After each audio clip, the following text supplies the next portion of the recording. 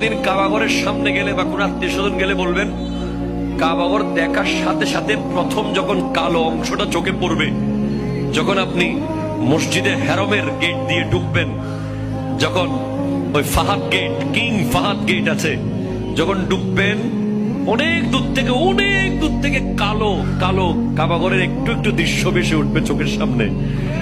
তখন দোয়াটা করবেন কি? দোয়া করবেন কয়টা? যখন কয়টা? একটা দোয়াই কবুল হবে দেখার সাথে সাথে।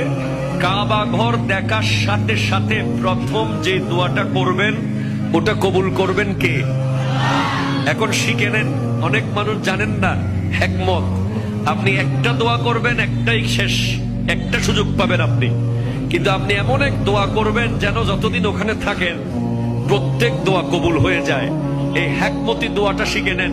আপনি বলবেন, আল্লাহ আমি 10, 12, 15 যতদিন এখানে থাকবো, যতগুলো দোয়া করব সব কবুল করে নিয়েন। দোয়া করছেন কয়টা? পাবেন কয়টা?